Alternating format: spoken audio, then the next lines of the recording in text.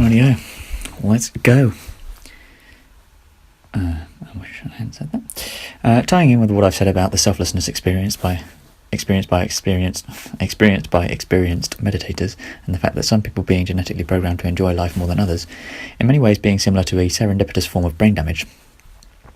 Although damage probably isn't a helpful word in this context, maybe brain mutation better fits the bill, I recall the time I had an experience in the middle of the night that I recognised as something someone other than me would project far more meaning onto and would view as an insight into the nature of reality, whereas I saw it as a deviation both from the norm but also from how reality is likely to be, independent of me. I viewed that moment as one in which my brain was at one of its lowest points of functionality, and given my belief that there is little more to a person's identity than their brain. Let's just try and read some words and also have some words that aren't there apparently. There's little more to a person's identity than their brain. That it was giving me the worst representation of how the environment around me behaves, independent of my observation of it, rather than the best. There we go. So finally, I understand what I was trying to write there. I'm not sure if anyone else ever could. When Sam talks of having these experiences through meditation, I get the sense, although I'm hesitant about using my senses when Sam is so often the victim of people putting words in his mouth, I get the sense that he doesn't view this as an alteration in his level of perception of the universe. To use some rather messy science language in popular parlance at the moment, I feel as if these moments are the result of decreased activity in specific, usually high-functioning brain regions, and the ones that are left are the ones which formed first in our evolutionary cycle. And so what these experiences are really doing is putting us more in touch with our primitive lizard brain. And I, for one, have little interest of returning to our lizard heyday, although some people would believe that this would give me some sort of dominion over the less awake members of our society. I say some people, I should of course say some morons. Some morons. Ron. What if you don't have any legs, but your one desire / purpose is to be the world's fastest sprinter? If prosthetics hadn't been invented yet, or had only just been invented, perhaps you'd work on designing and refining that concept. So how does this map onto my sense that I am not as cognitively gifted as, say, Tesla, Einstein or Turing? And how this prevents me from pursuing artificial consciousness?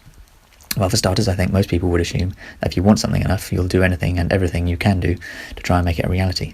And this is where I stutter, because I just don't think I want it that much. Maybe the aspiring Paralympian gets no pleasure whatsoever from mechanical engineering and bionics, much like I derive no pleasure from coding. Maybe the best option, even though it's not really coding is not really what you'd need. It's, I don't know, machine learning, there we go. Maybe the best option, if we're refusing to acknowledge death, of course, is to find what, if any, contribution you can make to your cause that is in alignment with your best attributes and pleasures. Good luck with that, Jose. Because there's no way, Jose. Good luck, Jose. There's no way. If my life depended, well, perhaps I'm not the ideal subject for this thought experiment, but if one's life depended on your ability to prove your consciousness, how would you go about it? So, yeah, I'm just trying to come up with a way to prove that AI are conscious. We can't prove ourselves to be conscious, can we? I've talked about that many times. It's just asking the exact same question, providing no answers.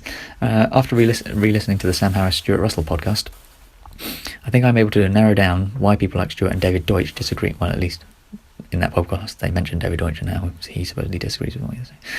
Why people like Stuart and David Deutsch disagree about how superintelligence will pan out. First of all, and this is a common problem, I believe, They are one, hitting a language barrier, mostly around the word intelligent, and as a result of this are talking about different timeframes.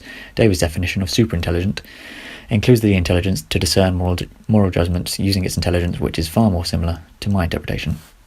While Stuart seems to define it as any point at which a system is able to perform the vast majority of tasks, he may insist all, but then this would include moral judgments, better than any human. And because of this, the problems Stuart is interested in, and thus highlights, are ones which will arise prior to the ones David Deutsch and myself actually are interested in. And yeah, obviously I can put myself on a par with David Deutsch because he's, I presume, some kind of Nobel Prize rewarded physicist, or at least he's a doctor of physics, and I'm pretty good.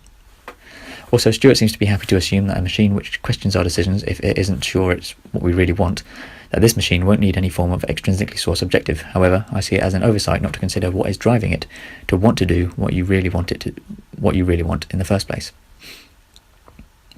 For it to want to do what it thinks you want it to do. Oh, bloody hell. Just as a narrow AI has narrow objectives, a general AI must have general objectives. Although he did use the words precise objectives, so perhaps he assumed general ones. This still seems like quite a big assumption, though, and I think this is where the focus would be better spent. BB spring-powered pistol with 3 chambers, so every time you cock it, you prime 3 springs and can fire 1 bullet at a time 3 times.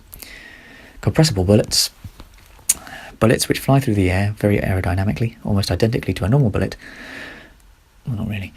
But upon impact with a physical object, almost fold in on